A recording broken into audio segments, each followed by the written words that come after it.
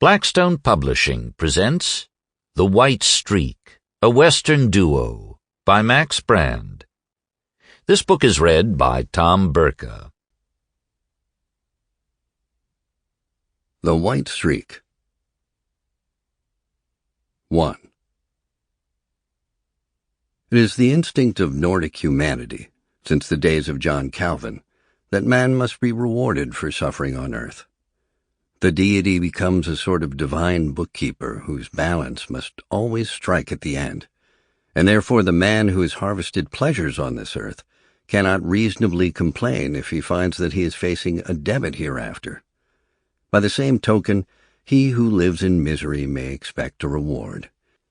Something is coming to him, and come it must. For this reason, young Jimmy Babcock approached the office of the bank president with a perfect surety and a peace of mind. For 2 years he had been engaged to Muriel Aiken.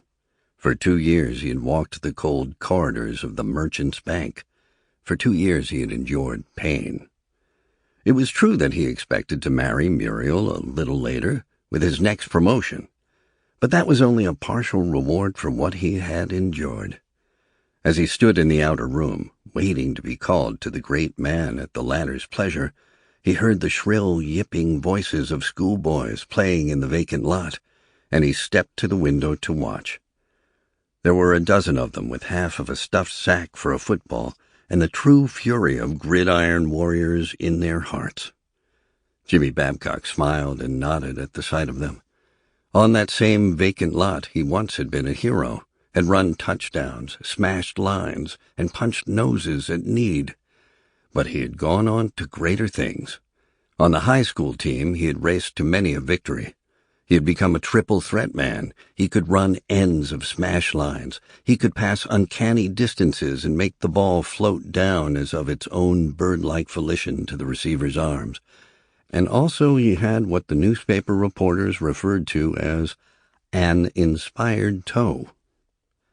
As a result of that, when he finished his high school course 2 years before, Jimmy was not unnoticed. 6 great universities told him that their front doors were trembling with eagerness to receive him. That is to say, the universities themselves did not say so, because of course that encourages professionalism.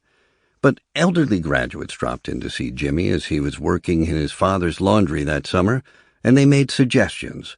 It appeared that they had a paternal interest in his welfare. They had heard of him, and that he was an upstanding youth without the necessary means to go to university. Sample complete. Ready to continue?